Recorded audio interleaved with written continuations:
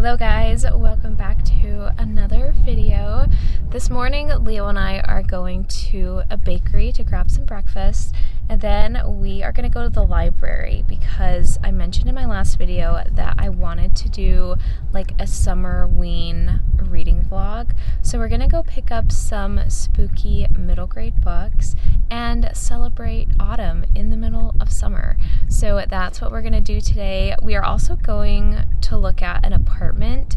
We are trying to decide if we're going to move this year into a place with a little bit more space. So we're also going to do that. But first, we're going to go grab some breakfast.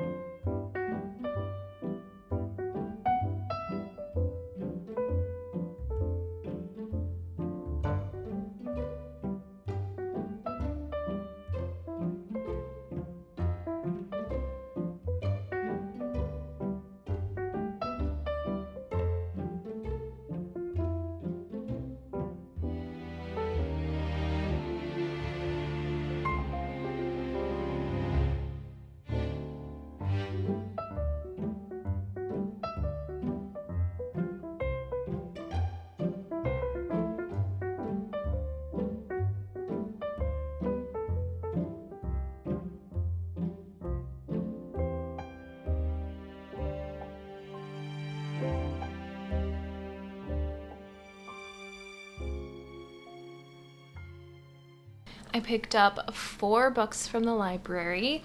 The first one is The Bellwoods Game by Celia Crampion. Then I also got Finch House by Sierra Birch.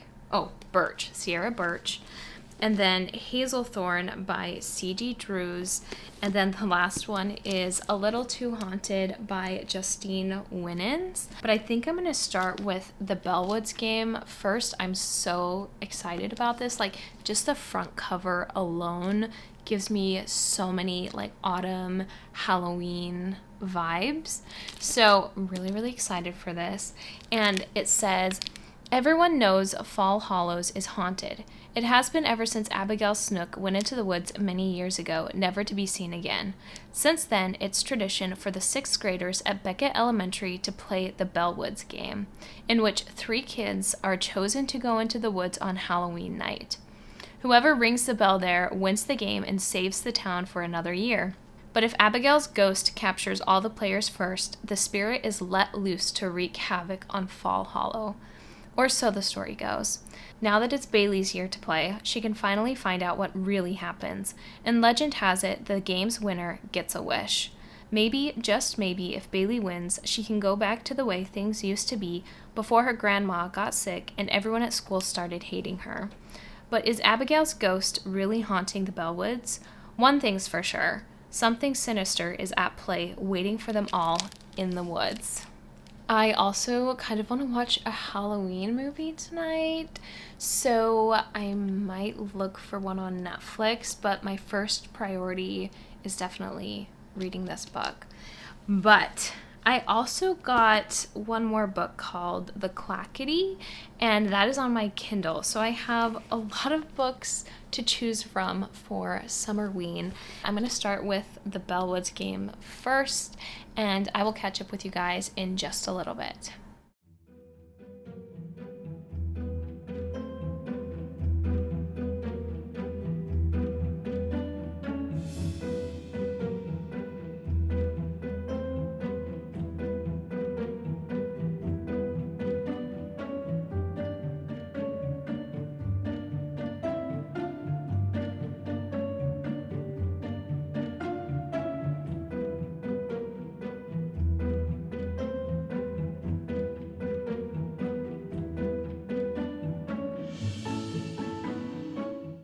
There are such cute illustrations throughout the whole book.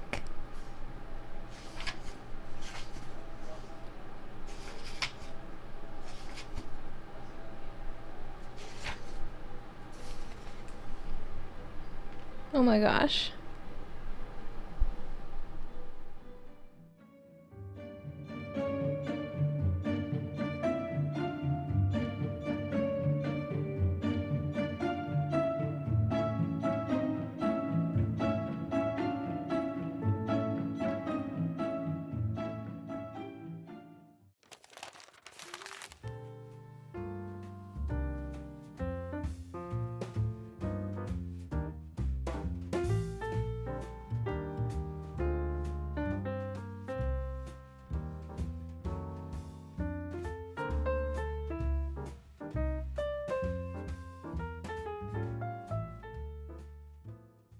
morning. Well, I guess it's actually like afternoon. It's almost 2 o'clock. So good afternoon. I'm coming to my desk to sit down and let me get all situated and we can have a chat. Okay. I've got my laptop, and that is because having been inspired by all of my spooky books and having been very excited recently for autumn, I have decided to plan an autumn trip for us.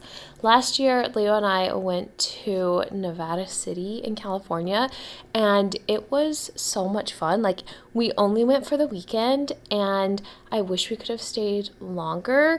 And I have been wanting to go to the East Coast for like a few years now, specifically during autumn, because I just feel like it would be really beautiful and like the perfect time to visit. So I think this year we're gonna plan an East Coast autumnal trip. I have an idea for where I want to go, and I have some ideas for what I want to do, but they're kind of nebulous right now. I need to like sit down and really plan things out and make a list of things that I want to do and see. So I'm going to start working on that today. I'm so excited. Oh, in other news as well, we did look at that apartment over the weekend, and it just didn't have very much natural light. Like, it was really, really dark, and I spend like probably over 90% of my time at home because I work from home, and I need light. Like, I need natural light, or else I just think I'm gonna go crazy. But it's okay, we'll keep looking and see if we can find another place. So let me go grab some books and I'll be right back. Okay, I finished reading The Bellwoods Game. I loved this so much. Like, I would give this a 4.5, only because 5-star for me is like really reserved for books that I know I would read like over and over. So this is about as close as you can get to a 5-star read for me. I really liked the friendship and just like the spooky story around these Bellwoods and trying to figure out like what exactly is going on in these woods. So I really loved it. I loved the illustrations I mentioned before. It was just so much fun to read. So yeah, 4 out of 5 for this. And I have also started Finch House. I actually started the audiobook, and the girl that does the narration for this is so much fun. Like, I'm really, really enjoying listening to the audiobook for this.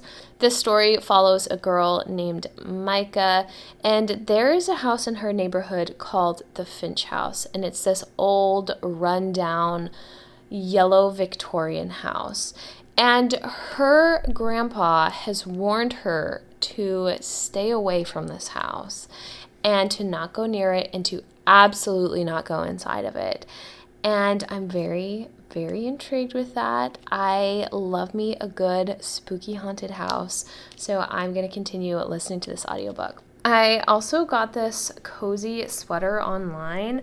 I love the colors so much. It's just like this fun pastel striped sweater, and I have been loving it recently. It is hot outside today. This past week has been like an excessive heat wave in the 90s. So I have had the AC turned up really high, and I just realized how cold it was in here. So I threw on this cozy sweater. It's such a mood to wear like a cozy sweater and read a scary book. Maybe I'll try listening to the audiobook while I do my research, but I don't know. I don't know if that's going to work. I'm definitely one of those people that like can't focus on things, like more than one thing at a time, especially if I'm like really trying to think and plan. So I'll try, but I may not get very far. I'll just put on like a cozy jazz playlist or something.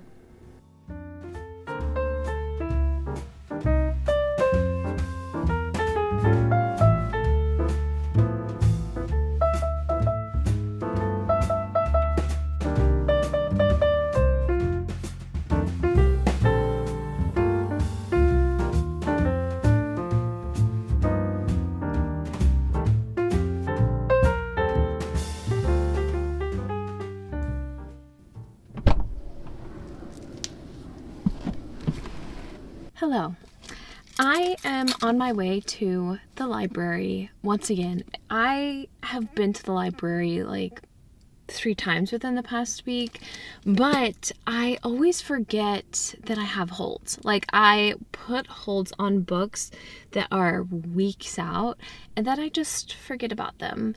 And then all of a sudden I get an email notification saying, oh, this book that you've been waiting for like 4 months is ready for you. So I gotta go pick up another book. But I did finish reading Finch House. I started this, finished it within a day. And since I'm done with Finch House and the Bellwoods games, I'm going to run and take these back and pick up this book that I completely forgot about that I had put a hold on a long time ago. Luckily, I live close to a library branch, so it's not a big hassle to go there often. And I actually sometimes work there when I start going a little crazy from working from home for so long. So let's go pick up another library book. I tried to find a Halloween movie to watch the other night, and I just couldn't find anything. So I ended up watching the first episode of Riverdale again. And I watched Riverdale probably like 5 or 6 years ago. And I remember I like binge watched it, and I could not remember anything that happened in that show, and I'm a little worried about like my memory and overall brain health. Like, I feel like I just forget things so easily now, and books as well. Like, when I was little, I could read a book and years later I could tell my family exactly what that book was about. And now, even some books that I had read last year, if you were to ask me what they're about, I would be like, I kind of remember bits and pieces. So I don't know if that's something I should be very concerned about, or if that's just like a normal part of aging. But I'm gonna get on the road, head to the library, and pick up that book that I completely forgot that I had put a hold on.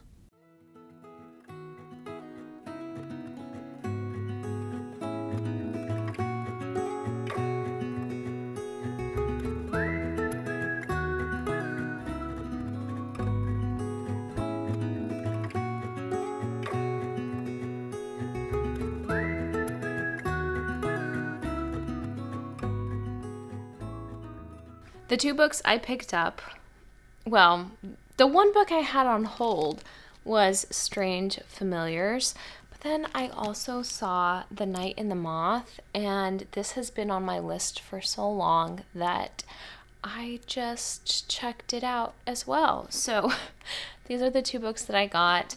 This one I cannot wait to read because there's a blurb on the back that says, the ideal read for everyone who fell in love with magic school as a child and wished for a version for adults. I think that there's like animal familiars in this, and whenever there's like a cat or animal familiar, I always think of witches, and witches make me think of Halloween. So technically this could fall into summerween, right? I'm gonna say yes. I'm gonna say this counts for summerween. I do still need to read A Little Too Haunted, and I also still have Thistlemarsh. From my last video, I checked this out at the library. I have like so many library books that I need to read, not to mention I also have ones checked out on my Kindle. I have the Clackety, and I have one more, but I can't remember what it is. I just have so many books, and I need to read them all before I have to send them back. But I think these 2 I'm going to count for summerween. So I'm going to read these 2 next. Maybe I'll start with this one to give me a little break from middle grade. And then I am still planning on reading this for summerween. We're going to get to this one. I really hope nobody else places holds on these books while I have them, because if I don't get to them within the next 3 weeks, I'm going to have to send them back if there's a hold, and I won't be able to renew it. But I'm really hoping that if I don't get to them, I could renew it. And we're actually going on a weekend trip this Friday. Leo and I are going to visit family, and I honestly might just like pack all of these library books in a tote bag and take them with me. on this trip so I can get some reading done. We'll see about that. But anyway, that's kind of like my bookish update. I also wanted to tell you guys about this game that I have been obsessed with lately.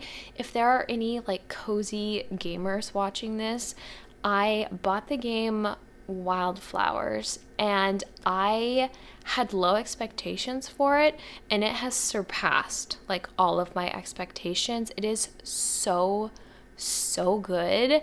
The story is so intriguing, and I honestly have not been so captivated by like a gameplay loop since Stardew Valley, like years and years ago. And I kind of got exhausted of farming sims because after Stardew Valley, I feel like there was just a flood of farming sims. But Wildflowers is like the perfect amount of farming, but also like really plot heavy and a lot of story. And not to mention, they have a full cast voice all of the characters. So there's like all these cutscenes, and they are not like just like garbled sounds like you hear when you play Animal Crossing or games like that.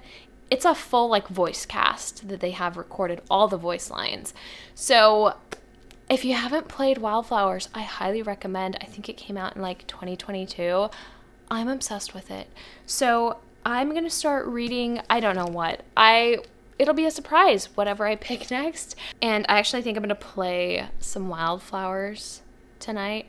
This kind of ties into Summerween because in the storyline of this game, you find out that your grandma is a witch, and you learn that you are also a witch. And so you're learning how to be a witch, but you're also like farming and discovering like all of these little plots and subplots going on in this town. So that's how it all fits into like this Summerween video. Wildflowers, you're a witch, you play as a witch. Highly recommend it. If you haven't heard of it, go check that game out because I am loving it and so obsessed with it lately.